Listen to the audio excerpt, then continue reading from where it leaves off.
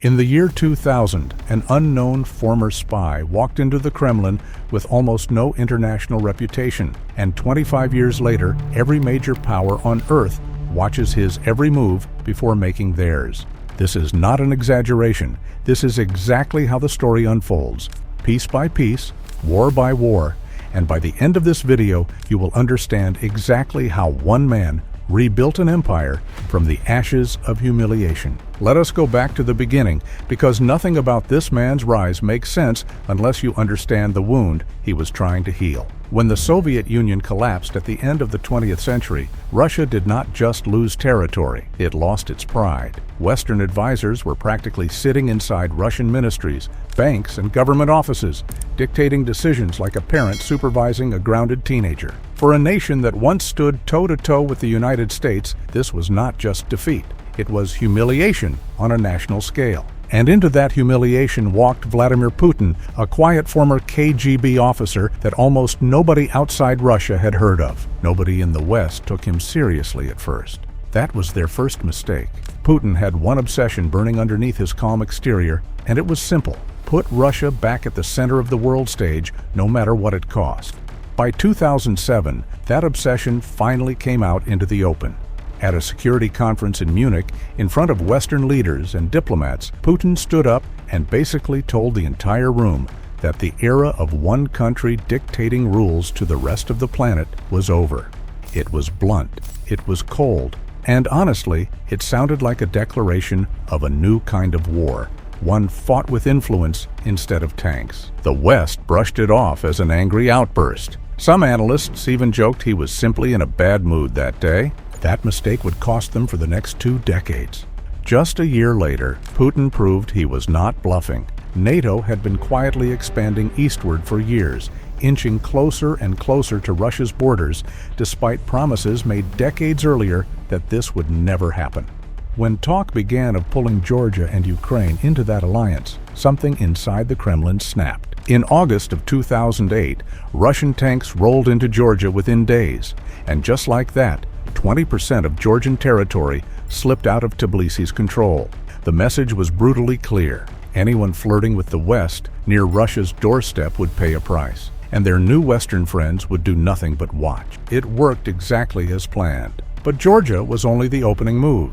6 years later, the same pattern repeated itself in Ukraine, except this time the stakes were far higher. When Ukraine leaned toward signing an agreement with the European Union in 2013, mass protests erupted in Kiev, eventually forcing the pro-Russian president out of power. For Moscow, this looked less like a democratic uprising and more like a coup engineered from outside, exactly the kind of regime change Putin, with his intelligence background, had spent his entire career fearing. So he moved fast. In early 2014, unmarked soldiers, later nicknamed Little Green Men, appeared across Crimea almost out of nowhere. Within weeks, a referendum was held, and Crimea was formally absorbed into Russia. The world condemned it.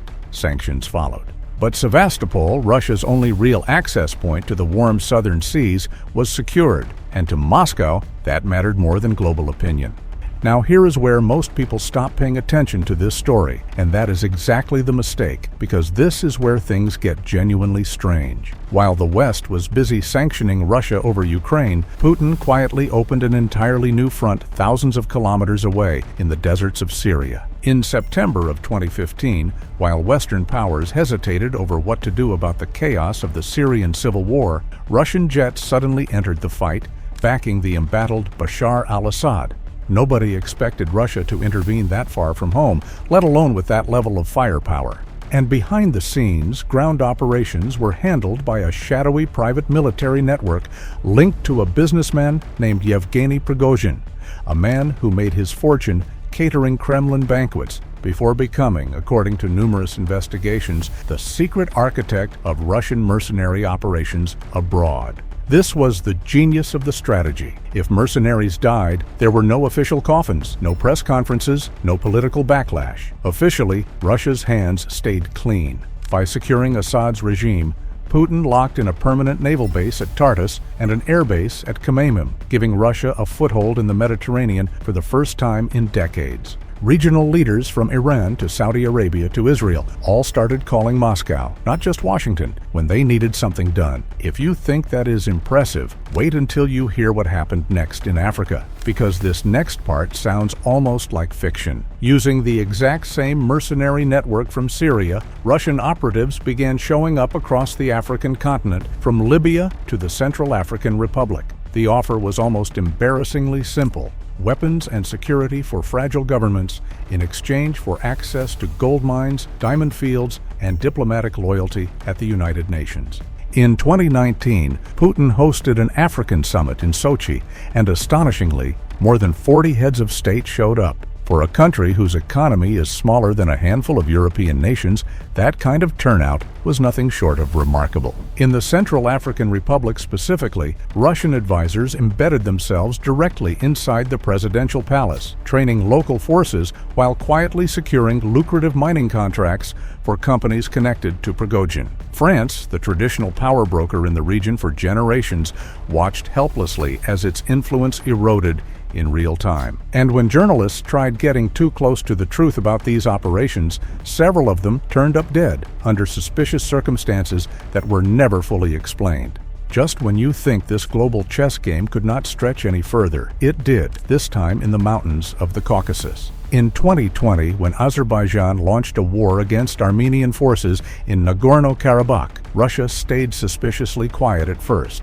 allowing the fighting to drag on for weeks. Only once Azerbaijan and its Turkish backers had gained enough ground did Putin step in, brokering a ceasefire and deploying Russian peacekeepers directly into the region. In one move, Russia re-established direct military presence in the Caucasus, a region it had technically left decades earlier, while simultaneously boxing out Turkish influence at the same time. So here is the real question worth sitting with. Is any of this actually a grand master plan, carefully mapped out years in advance, or is it something else entirely? Multiple experts close to Kremlin politics suggest Putin is not some chess grandmaster planning 10 moves ahead.